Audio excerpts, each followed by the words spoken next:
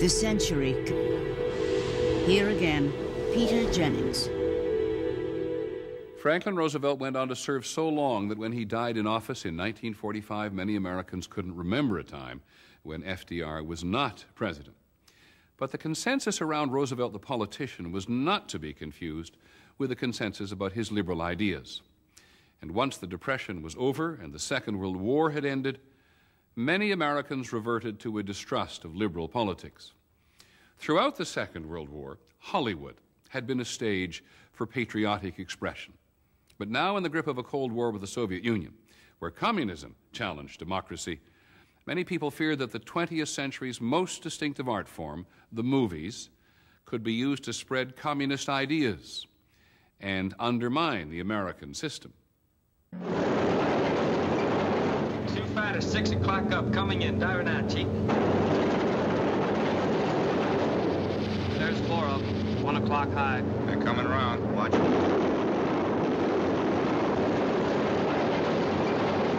B-17 out of control at 3 o'clock. Come on, you guys, get out of that plane. Bail out.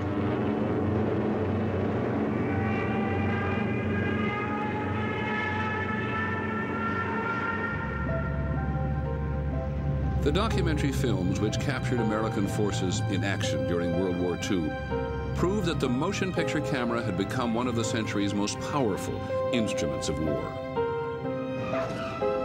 You cannot, for a minute, underestimate the power of that image on the big screen. It's devastating.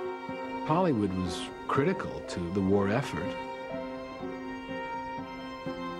Film provided a crucial emotional link between the home front and the battlefront. The Roosevelt administration's War Department utilized Hollywood's most skillful image makers. This documentary, Memphis Belle, was made by the Oscar winner William Wyler. Here is an immigrant, becomes a film director, much too old to be drafted, and decides he wants to go to war. When I knew Willie Wyler, he was very hard of hearing because he lost his hearing in one ear in a bomber mission over Italy. The Battle of San Pietro was made on the front lines in Italy by the man who directed the Maltese Falcon, John Huston.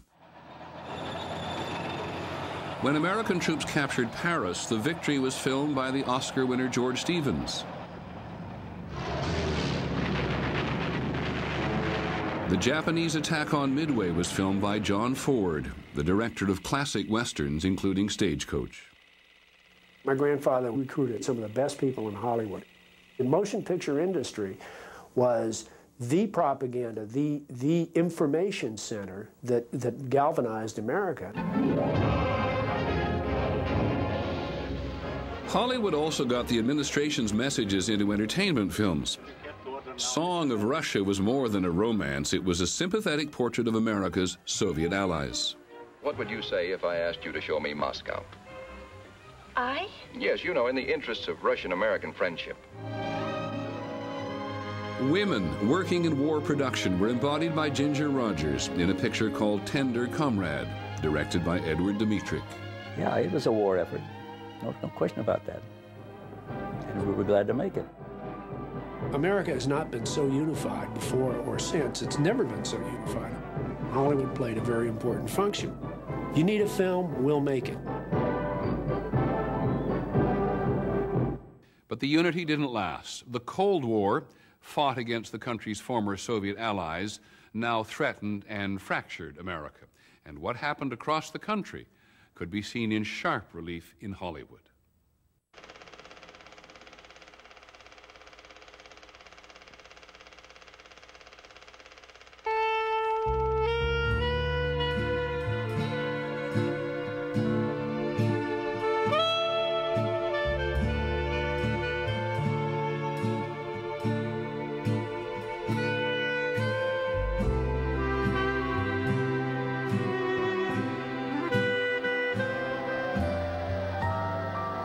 In the years after the war, we went to the movies all the time. Everybody did. And we got a lot of what we felt about our country and about right and wrong and being a good American from the movies. The output of the movies was enormous. There was no television, and each studio had a picture a week to get out. It was the world I lived in, which was mostly musicals and comedies. The handsome men and the beautiful women. I was a comedian, and I did lots of musicals. I worked all the time, and I loved it. I just absolutely loved working in films. But beneath Hollywood's glittery surface, the industry began to be threatened by a series of bitter labor disputes. Unions, empowered by the Roosevelt era of the 1930s, were now battling over jurisdiction. Violent strikes in an industry of enormous strategic importance attracted government attention. An investigation of communist influence in American labor was underway by the House Committee on Un-American Activities and its Republican chairman, J. Parnell Thomas. Drawn to Hollywood by the labor issue, it was a short step to questions about the industry's crucial propaganda power, and a sure step to national attention. The Committee on Un-American Activities is investigating alleged communist influence and infiltration in the moving picture industry. The committee's investigation came at a time when Hollywood's propaganda power was thought to be crucial to national security.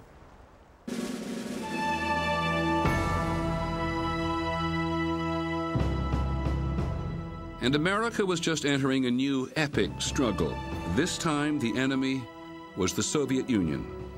Stalin was a murderer and a gangster.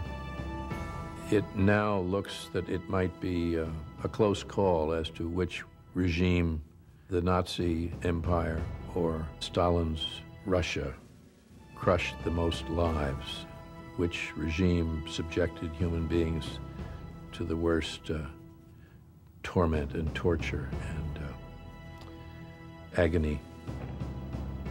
It's easy now to forget those days. The Russians really were sons of bitches. The police states that were imposed in Eastern Europe were really harsh and brutal, and there really was all the migration of refugees, and particularly intellectual refugees, was from east to west. Anti-communists thought that movies made during the Roosevelt administration could now be considered communist propaganda. Tender Comrade contained dialogue thought to be subversive. Well, for instance, now the four of us here have 2 cars, 2 sets of tires wearing out. We could sell one car and use the other on a share and share alike basis.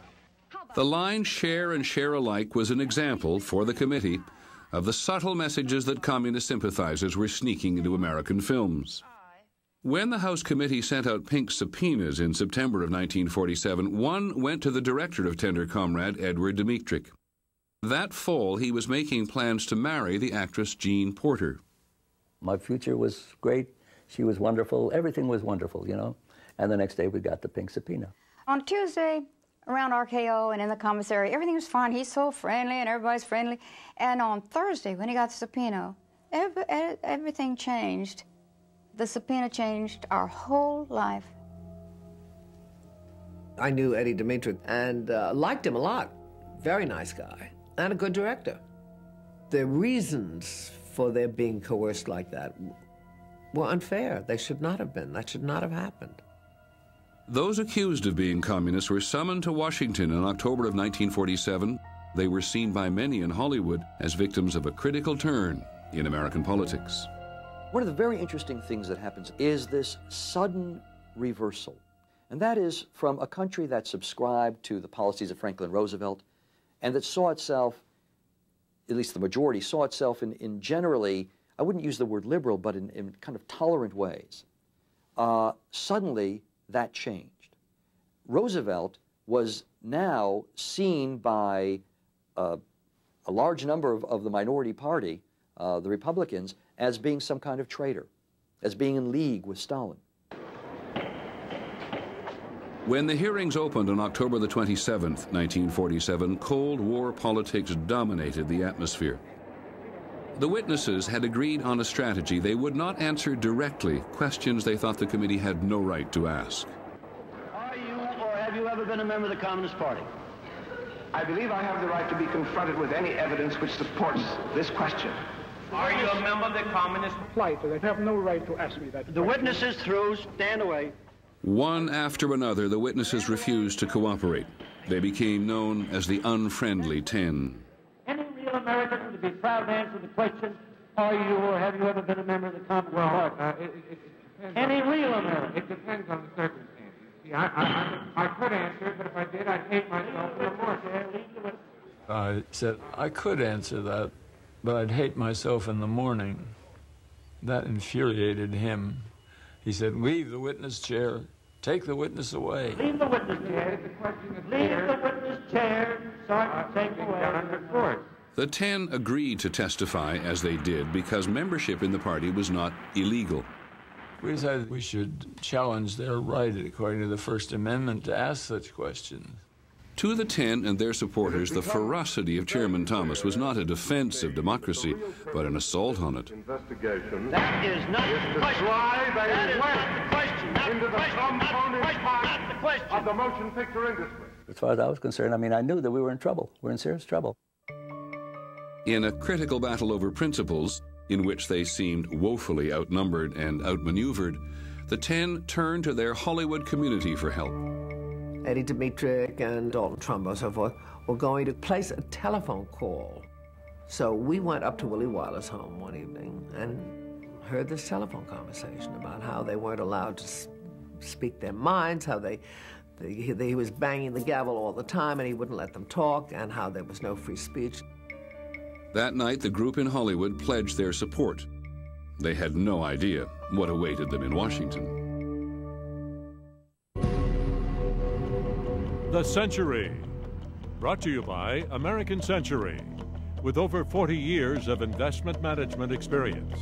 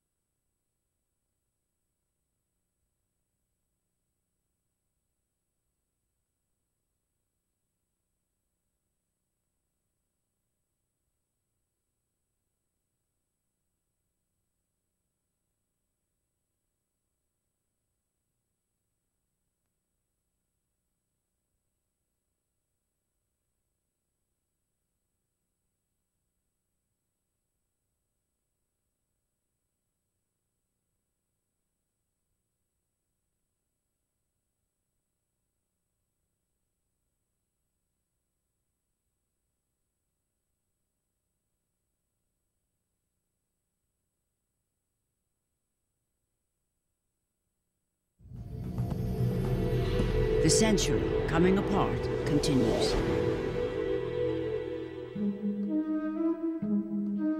During those October hearings in Washington, one of those forced to testify was the German playwright Bertolt Brecht. He was one of the refugees from Hitler's Germany, now working as a screenwriter in Hollywood. His film scripts included the anti-Nazi Hangmen Also Die. He was barely acquainted with most of the other witnesses. I had never met Bertolt Brecht before. I'd never met 2 or 3 of the people that became members of the 10 before.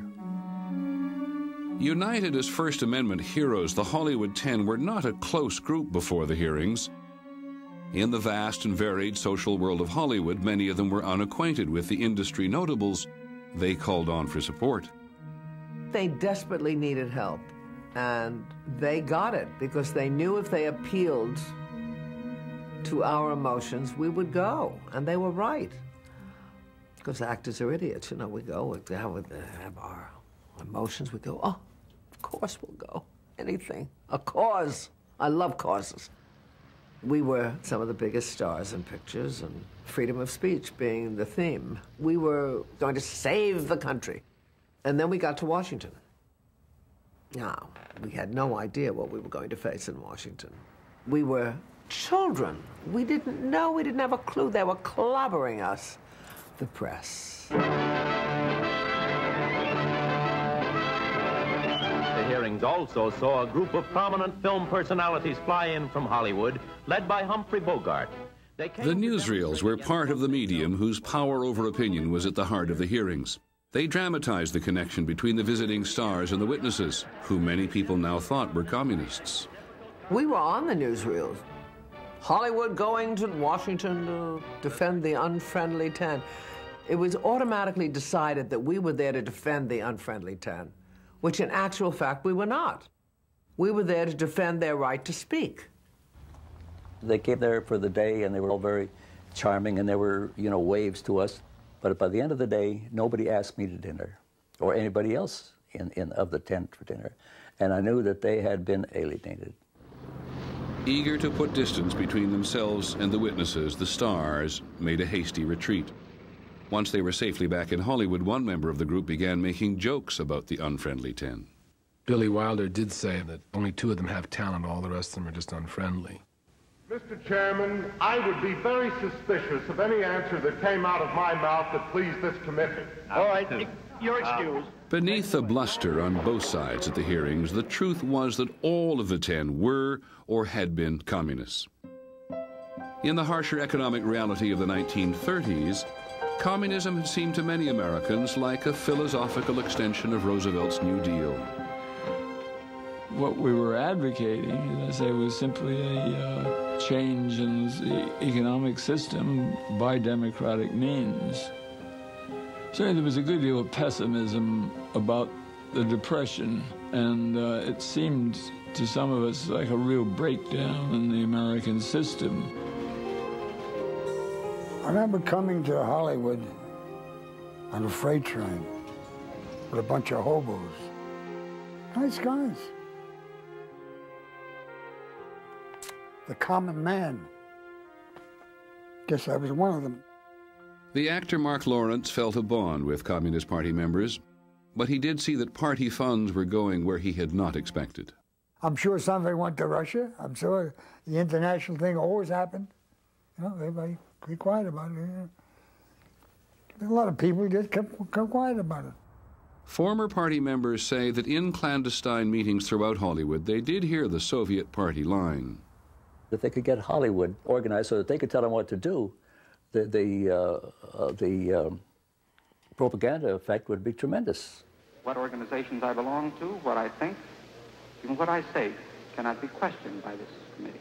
Dmytryk says he defied the committee on principle, and by the time of the hearings, he says he had left the party after Soviet hardliners tried to control the content of his films. Screenwriter John Howard Lawson was considered the party's cultural commissar in Hollywood. John Howard Lawson said the communists had the right of freedom of speech because they told the truth.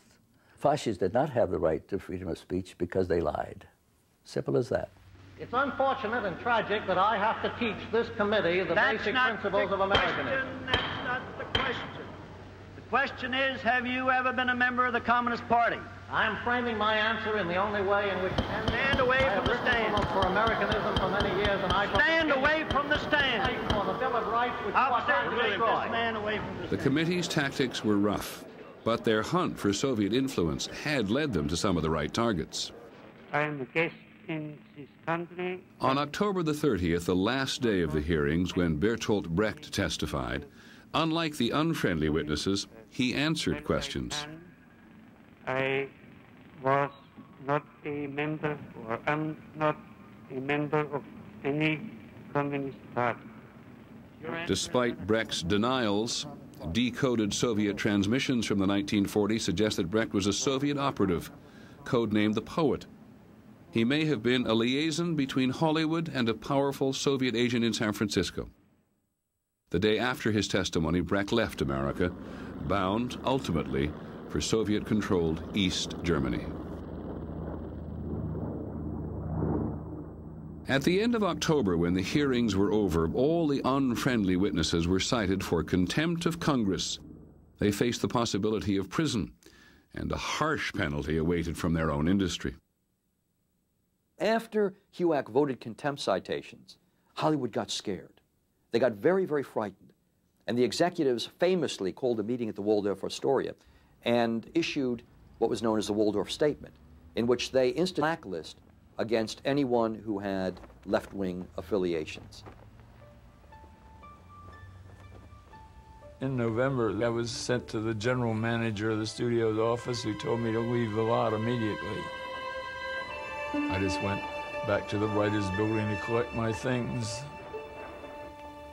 I was fired the day before Thanksgiving. She was hurt because she was married to me. She couldn't work any longer. I did have a career of sorts before all this.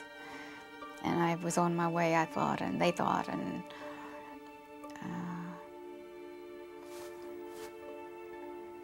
And friends suddenly disappeared. They were ostracized. They all were ostracized. It was cruel. It was a horrible, horrible, horrible time.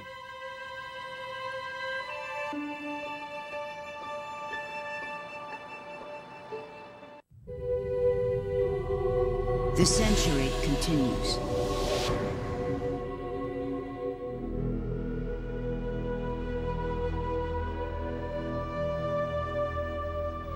Once we knew the Soviets had the atomic bomb in 1949, it then became, once again, a different world, and the Cold War evolved.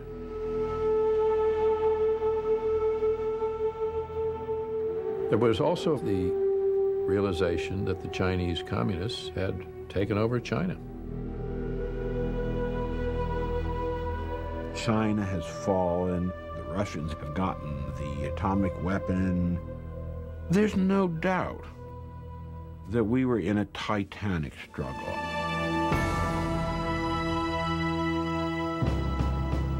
And when it was revealed that there were spies everywhere, communists everywhere, they were stealing atomic secrets. There was fear, there was uncertainty, insecurity. The country is in a tense era, and it is ripe for this issue of subversion. In that fearful political atmosphere, Hollywood's unfriendly 10 went to prison. Their convictions for contempt of Congress were upheld. They got sentences ranging from 6 months to a year. The effect in Hollywood was chilling.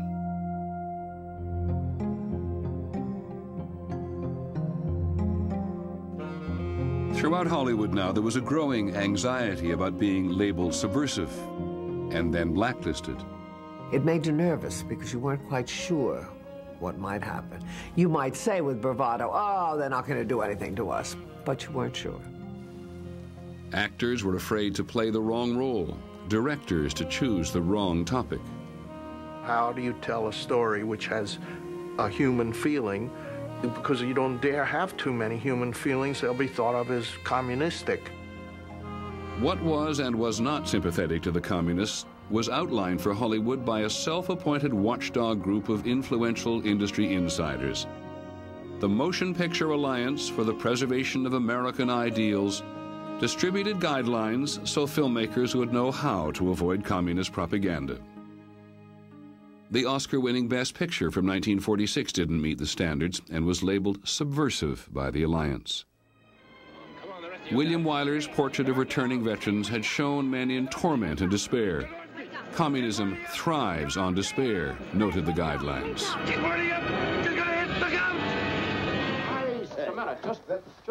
Another post-war classic, Frank Capra's It's a Wonderful Life, had two offenses in one scene. Don't portray bankers as villains and don't deify the common man. Just remember this, Mr. Potter, that this rabble you're talking about, they do most of the working and paying and living and dying in this community. Well, is it too much to have them work and pay and live and die in a couple of decent rooms and a bath? Sentimental hogwash.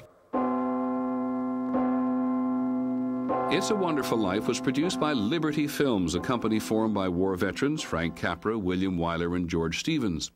They wanted to make films with a social conscience. In the wake of the hearings, the major studios did not. The trade paper Variety noted that studios were dropping message pictures like hot coals. Hollywood executives caved in quickly to right-wing pressures because they were fearful. And the fear was real. The fear was, will they have the industry taken away from them because of these external pressures? Much of the pressure around town came from the Motion Picture Alliance. Its president in 1950 was actor John Wayne, Duke to his friends. The group's roster also included the director John Ford, who'd been a Navy officer during the war. Jack Ford was way right-wing. Jack Ford had Duke and a whole bunch of his cronies, all talented. God knows Jack Ford was a great director. But politically, boy, no way, Jose. At the extreme end of Hollywood's increasingly influential right wing was director Cecil B. DeMille. His organization, the Foundation for Americanism, was collecting dossiers on so-called liberal left-wing directors. DeMille was the force to be reckoned with. He was the #1 moneymaker in the American film industry. Today we take our choice for slavery under Stalin or freedom under God. By 1950, the united front which Hollywood had presented to Hitler in the Roosevelt years was coming apart. Even men who'd been in the war now felt their loyalty questioned. Cecil B. DeMille and John Wayne, who never put on a uniform that wasn't provided by the wardrobe department, took this position of self-appointed evaluators of who was patriotic and who wasn't. And I think that was something that was hard to swallow for these men who'd been overseas for 3 years. A battle with DeMille in Hollywood's internal Cold War began when he tried to force a mandatory non-communist loyalty oath on members of the Screen Directors Guild. The Guild president, Joseph Mankiewicz, issued a statement against the loyalty oath. DeMille then demanded that Mankiewicz be removed from his position. DeMille sent out either telegrams or letters to every member saying, come to this meeting, we're going to vote Mankiewicz out because of the statement, we're going to destroy him. The same anti-communist fervor which had sent the unfriendly 10 to jail earlier in the year now caused deep divisions in the Screen Directors Guild. On the night of October 22nd, 1950, in a meeting at the Beverly Hills Hotel, the Guild was asked to choose between DeMille or Mankiewicz. DeMille began with a statement implying some Mankiewicz supporters had foreign and therefore suspicious backgrounds. DeMille got up at this meeting and made a horrific speech calling Mr. Wilde, meaning Wilder, which he knew how to pronounce his name, Mr. Zinnemann, Mr. Zinnemann, Mr. Wyler, and he was absolutely disgusting in his speech. Former Guild President George Stevens said he was insulted as a director, a human being, and an American. Director John Huston rose to say that he, William Wyler, and others in the room had been serving in uniform while DeMille was wrapping himself in the flag. But as the long, tense night proceeded, DeMille gathered numerous supporters. At that point, John Ford stood up, and people's hearts sank because John Ford was close to DeMille and perceived to be on that side. So Ford said to the effect that there was nobody in the room that knew more about what the public wanted than C.B. DeMille. And then he turned to DeMille, who was then across from him, a distance across the hall, and turned to him and says, "But I don't like you, C.B. And I don't like what you've been saying here tonight. Now, I move that we vote a vote of confidence for Joe Mankiewicz and all. Let's all go home and get some sleep." And that's what happened. That speech was an amazing thing. From John Ford, who everyone thought of as a very right-wing man, you can't ever tell where your support is going to be. He was just a good man. He rallied the forces that night, and DeMille was defeated. But the undermining of Hollywood's hunt for communists was only temporary. By now, the U.S. was in the Korean War. U.S. forces were fighting communist North Korea, supported by both communist China and the Soviet Union. Once again, Hollywood's enormous propaganda power was deployed. Ask any of these guys what they're fighting for. The documentary This Is Korea was filmed there by Navy Rear Admiral John Ford. The Korean War intensified the fear of communist expansion. For Hollywood, that meant the House Committee on Un-American Activities was coming back for round 2.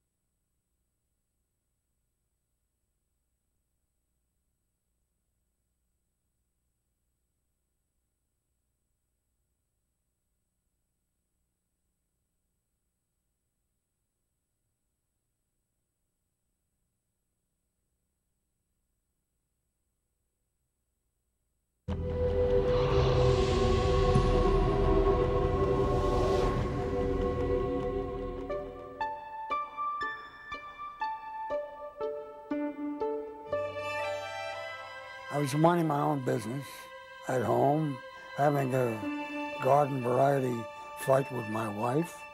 There's a knock on the door. And I was served with a subpoena. And I sort of dropped dead for a minute. And the door closed. My wife started to say something, and I said, shut up, screaming at her. I opened the door and they were gone. I walked around the block for hours. And I said, what do they want me for? I'm no commie. I tried denying myself, but I stuck. And this was the end of my career.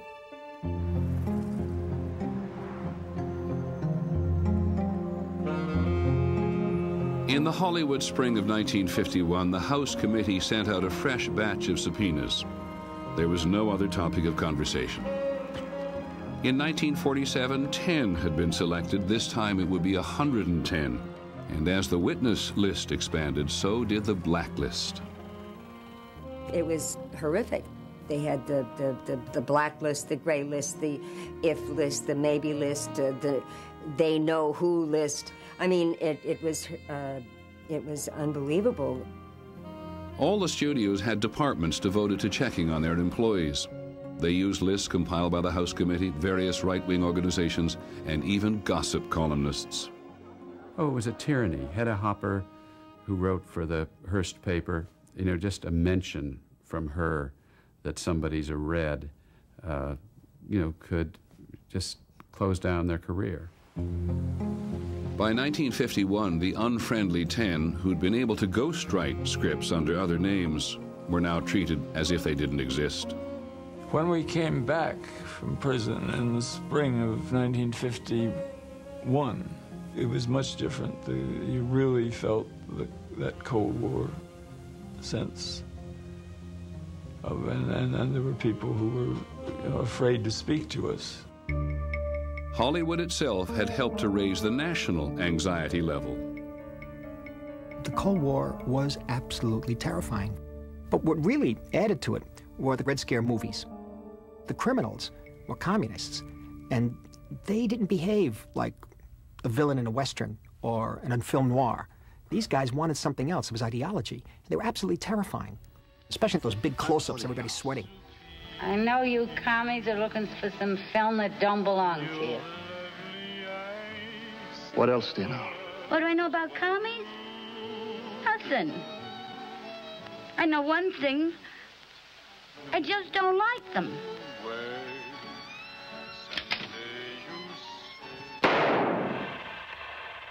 We knew that we were victims of this fear that had spread across America. Gentlemen, here is a man with a mission. While the 10 had been in jail, the national fear of communist subversion had been brought to a fevered pitch by Senator Joseph McCarthy. One communist on the faculty of one university is one communist too many. There were genuine dangers, and what McCarthy did and the Republicans did was they deliberately exploited them for domestic political reasons. And they thought Roosevelt had permanently changed the demographics of the country, and they were in danger of being a permanent minority party. And that was much more emphasized in the Truman-Dewey race. You know, it'd been one thing to lose to the great Franklin Roosevelt 4 times, but they were sure they were going to win with Dewey against Truman. And when the little haberdasher won and beat Dewey, and it was 5 elections in a row, 20 years, that's when they went crazy. Even if there are only one communist in the State Department, that would still be one communist too many. They had no other issue, so what they seized on was subversion. When Joe McCarthy comes out of the woodwork, there is a line there that gets crossed that's very ugly. In the McCarthy era, the second round of Hollywood hearings increased the pressure. Witnesses were questioned not only about their own politics, they were asked to inform on their friends. It was scary. It was very, very scary. Being an informer and placing your fellow actor, or fellow friend, fellow director in jeopardy meant that that family didn't work anymore. So that taking that step was about the worst thing that you could do to anybody. Lee Grant won an Oscar nomination in 1951. At the start of a promising career, she was blacklisted. He did not cooperate with the committee. More than half of those called did. Director Elia Kazan gave the committee names of people he'd known during a flirtation with communism. He did it, he says, because the threat of domestic communist subversion was real. Edward Dmytryk also says there was a danger. These hearings stopped the Russianization, the communization of this country. At that particular point, it would have gone further, and it might have been much more dangerous later. Dmytryk, who had gone to jail earlier for not answering questions, volunteered to appear before this committee to clear his name. Of the original 10, he was the only one to reverse positions and cooperate. I think must say I felt a certain degree of sympathy for him. He couldn't do what we writers were doing, do anything under another name. He tried to cooperate with the committee by not mentioning any other people's names, but they wouldn't accept that, and they made him mention names, even though they knew all the names. It was a ritual they demanded of him and others. Even after cooperating with the committee, it was hard for Dmytryk to find work. There were 2 production executives in town, different studios, who, when I was suggested for a picture, they would say, "Over my dead body." Now, one of them said it because he thought because I had been a communist. The other one said it because I had turned against the communists. So there you go. We were getting it from both sides. So we were nowhere. It was 3 years before Dmytryk got a major film. Producer Stanley Kramer hired him to direct The Caine Mutiny, starring Humphrey Bogart. Actor Mark Lawrence's career was shattered, even after breaking under pressure and naming names. I was forced to say things I didn't feel. I'll be 90 this year sometime.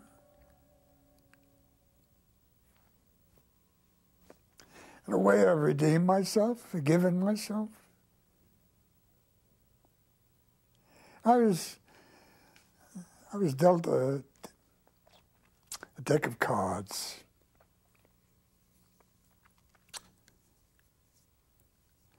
And I try to play it the best way I know how.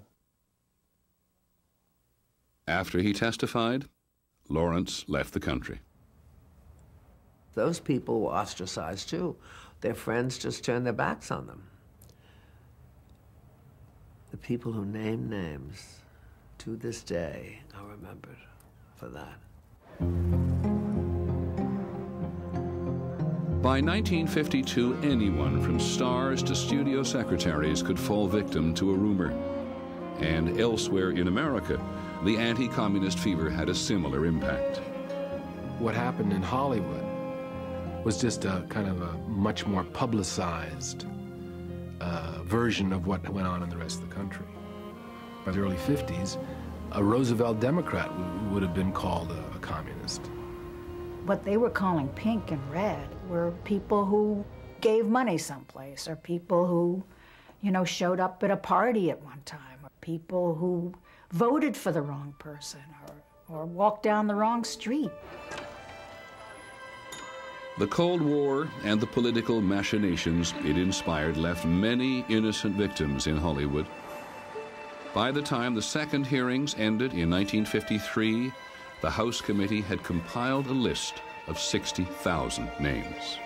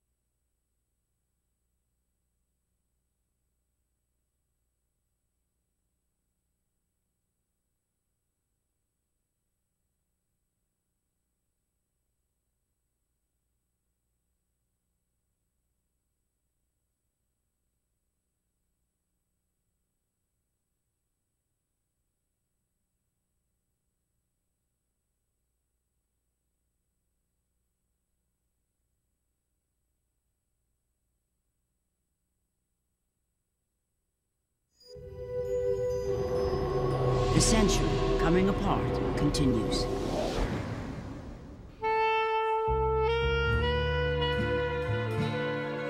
It was a difficult time in Hollywood.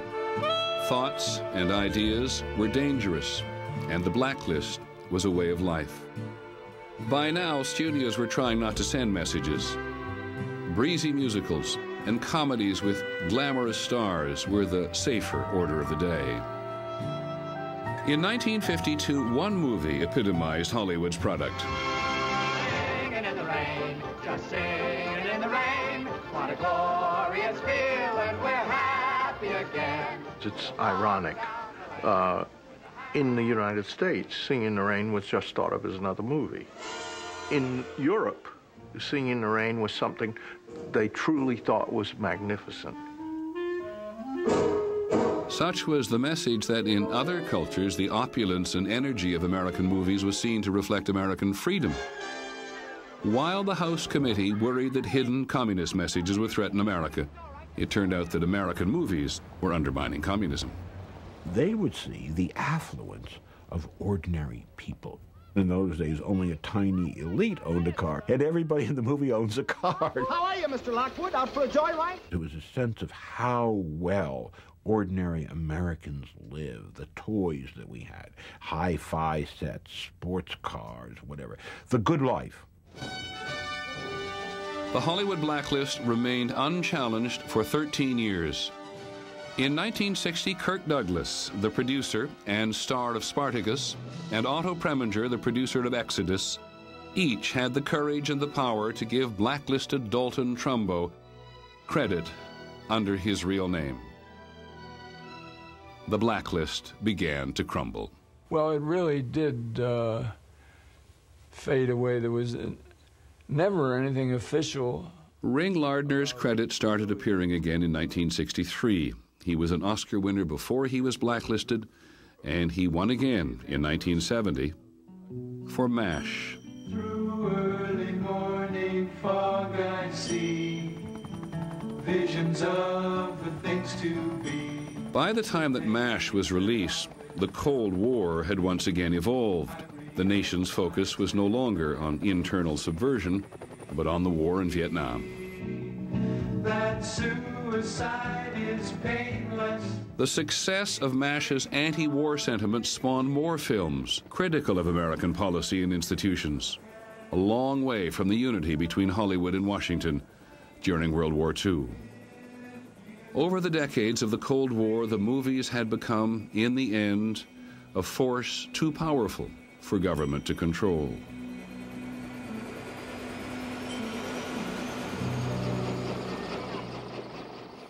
And that is tonight's episode. I hope you'll join me on Saturday for the evolution of revolution. I was in Iran 20 years ago when Islamic fundamentalists overthrew a king. And then there were American hostages. I was against surrendering the embassy because I'd never learned how to surrender it. Their captors. The American people want to know whether or not you were going to hurt the hostages. That was the first time I heard death to America, death to the hostages. And it sort of sunk in then that, uh-oh, we're being held hostage.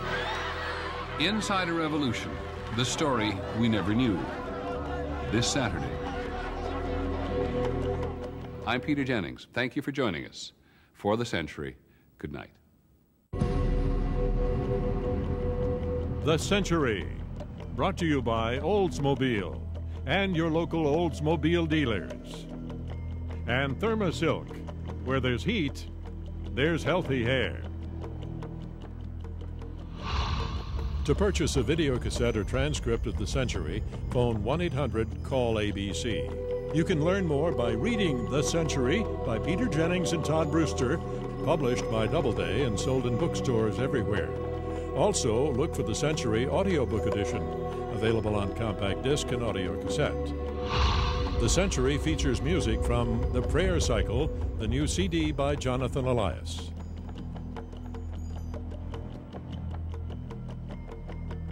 This is Peter Jennings. I hope you'll join me for a look at the last 100 years through the eyes of the people who lived through them on The Century America's Time. It starts Monday night at 9 o'clock Eastern, 10 o'clock Pacific Time on the History Channel.